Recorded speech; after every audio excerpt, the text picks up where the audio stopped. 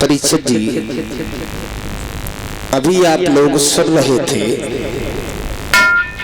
प्रहलाद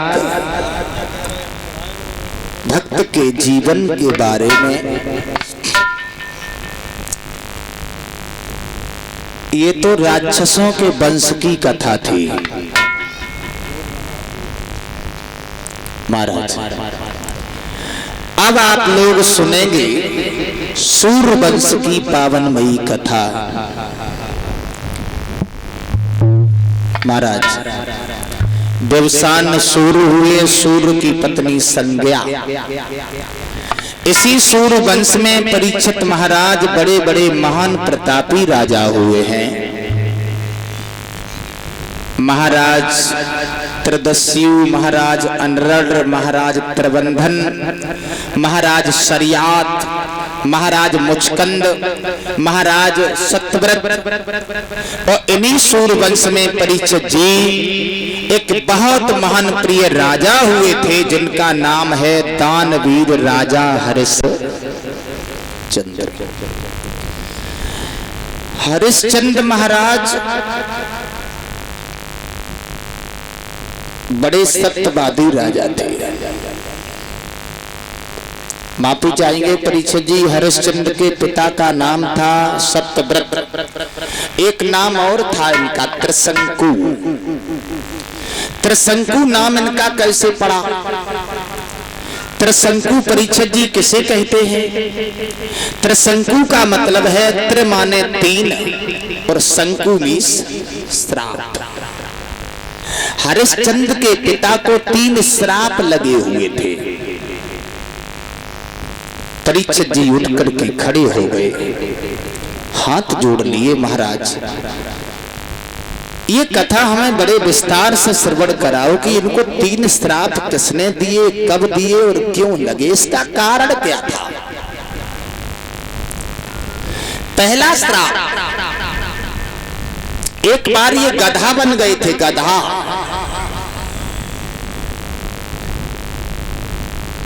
हरिश्चंद्र के पिता सत्यव्रत अपनी ससुराल को जा रहे थे तो क्या देखा आगे बढ़कर के कि एक दंगल में गौ माता फंसी हुई है।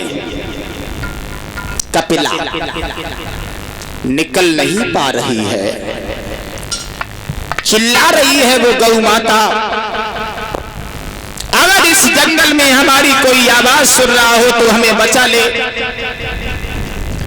परीक्षित जी सत्यव्रत वहां से निकल रहे थे, तरस नहीं आया हरिश्चंद्र के बाप को, गौ माता के ऊपर पैर रख करके कूद करके निकल गए।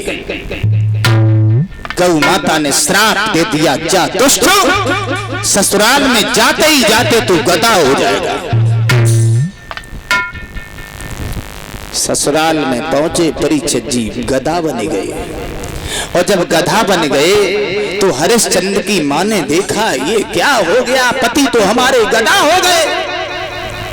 ज्योतिषियों के पास में पहुंची, ज्योतिषियों से हाथ जोड़े, महाराज हमारे पति गधा बन गए, कोई युक्ति, कोई उपाय? ज्योतिषियों ने बताया है अगर कोई पतिव्रता देवी तुम्हारे पति को नहलवा दे,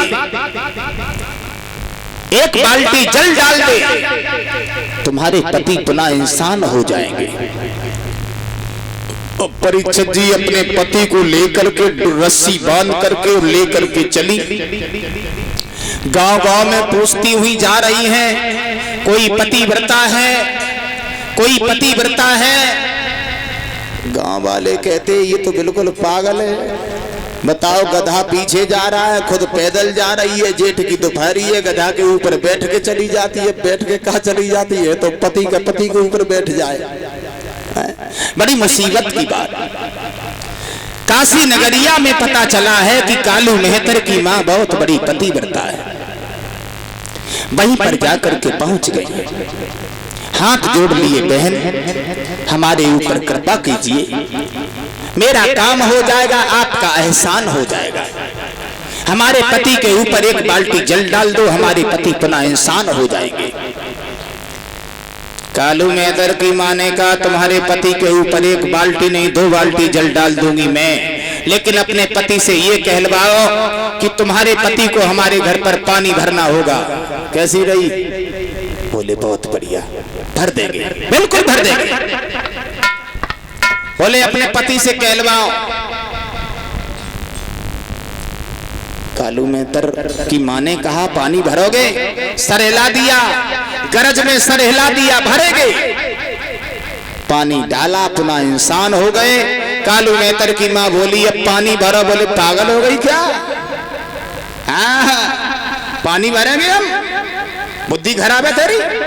हम सूर्यवंशी राजा है, तू मैतरानी है, तेरे घर पर पानी हम कभी नहीं भर सकते, समझी? कालू मैतर की माँ को क्रोध आ गया। ओरे राजन, तू अगर पानी नहीं भरेगा तो तेरी संतान आकर के मेरे घर पर पानी अवश्य भरेगी, ये मेरा श्राप है। इसीलिए कालू मैतर ने हरिश्चंद्र को खरीदा था। पहला श्राप। दूसरा श्राप, इन्होंने एक कन्या का हरण किया। तीसरा श्राप, इन्होंने अपने गुरु का अपमान किया, स्वर्ग से उल्टे लटकाए गए, मुख से लार निकली, एक कर्मनाशा नदी का निर्माण हुआ। 3 श्राप लगने से इनका नाम त्रिशंकु पड़ गया। गोविंद भगवान की। इन्हीं सत्यव्रत महाराज के एक पुत्र हुए थे परीक्षित जी, जिनका नाम है दानवीर राजा हरिश्चंद्र। वैसे हमारा पुराण तो ये कहता है कि हरिश्चंद्र बड़े सत्यवादी थे, और बड़े बड़े विद्वान भी कहा करते हैं कि हरिश्चंद्र बड़े सत्यवादी राजा थे। लेकिन हम आपको एक नई बात बताएंगे कि हरिश्चंद्र सत्यवादी नहीं थे, हरिश्चंद्र बहुत बड़े झूठा राजा थे। ये बहुत झूठ बोला करते थे। परीक्षित जी उठ करके खड़े हो गए। ये कथा हमें विस्तार से श्रवण कराओ कि हरिश्चंद्र झूठ काहे को बोलते थे, क्यों बोले, क्या कारण था? परीक्षित जी क्षमा चाहेंगे, हरिश्चंद्र एक बार झूठ नहीं बोले, कई बार बोले। झूठ बोलने के कारण से इनके शरीर में जलोधर रोग हुआ। इसके बाद में ये सत्यवादी हुए। पहले ये झूठा राजा था। अयोध्या के रहने वाले महाराज हरिश्चंद्र, जिनके आंगन में पत्नी जो है परीक्षित जी बहुत बड़ी पतिव्रता है, पति के चरणों में स्वर्ग समझने वाली, पति के आचरणों का पालन करने वाली। राज्य भी लंबा है, पत्नी भी बड़ी पतिव्रता है, प्रजा के लोग भी बहुत बढ़िया है। लेकिन परीक्षित जी, इनके जीवन में एक दुख है कि हरिश्चंद्र के आंगन में पत्नी तारा के गर्भ से कोई लड़का पैदा नहीं हुआ, कोई पुत्र पैदा नहीं हुआ। परीक्षित जी, कल भी आप लोगों ने सुना, परसों भी सुना, जितने राजाओं की कथा आती है वो सारे के सारे राजा ही निर्वंशिया, किसी के संतान ही नहीं। मैंने बताया था परीक्षित जी कि भगवान एक न एक दुख हर किसी के पीछे लगा देता है। इस संसार में सुखिया कोई नहीं है, एक न एक दुख हर किसी के पीछे लगा हुआ है। कोई अधिकारी से दुखी है, कोई बीमारी से दुखी है, कोई व्यवहारी से दुखी है, तो कोई अपनी घरवारी से दुखी है ना। एक न एक मुसीबत। और जब लॉकडाउन के बाद तो परीक्षित जी सभी दुखी हो गए। जरा गौर करें, थोड़ी सामाजिक बात कह रहा हूं। परम पूज्य गुरु ब्रजेश कुमार शास्त्री जी गाया करते थे, आज के संसार में और कोई न सुखी है, और किसी न किसी बात से हर कोई दुखी है, किसी न किसी बात से हर कोई दुखी है।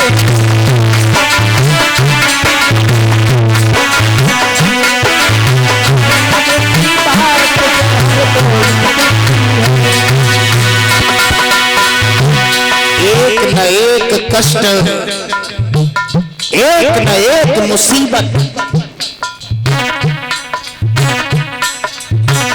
हर किसी के पास में लगी हुई है। जरा गौर करें, किसी के पास में बुद्धि है तो दौलत नहीं है, किसी के पास में दौलत है तो बुद्धि नहीं है, किसी के पास में दौलत और बुद्धि है तो संतान नहीं है, किसी के पास में भूख है तो भोजन नहीं है, और किसी के पास में भोजन है तो भूख नहीं है। कोई दुखी संतान तो कोई संतान से, कोई दुखी अपमान से, कोई सम्मान से।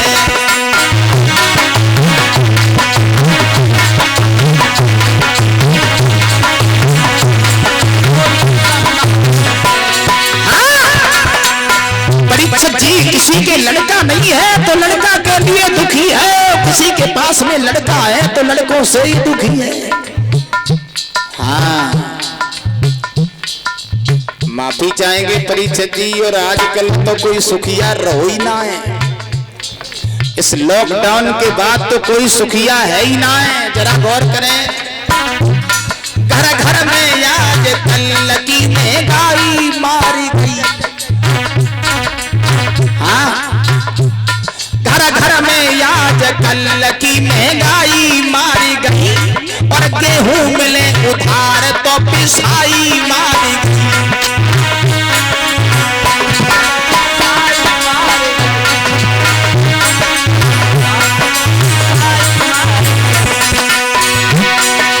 कर्मचारी लोगों की सफाई मारी गई, फैशन के दौर कपड़ा की सिलाई मारी गई, और बाकी जो बचा तो ये जुबाई मर गई।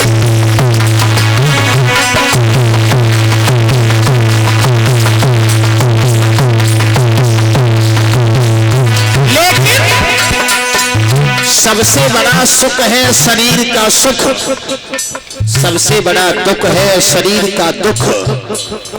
शरीर में कोई रोग नहीं है, कोई बीमारी नहीं है, तो ये सबसे बड़ा सुख है। शरीर में कोई बीमारी लग गई तो परीक्षित जी सबसे बड़ा दुख है।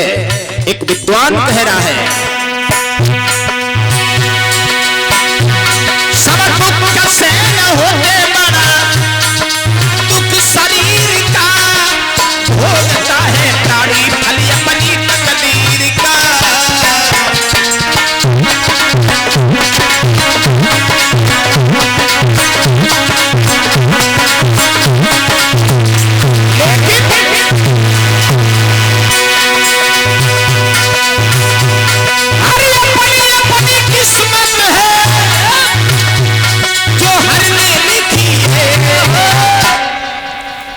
हर किसी न किसी बात से हर कोई दुखी है।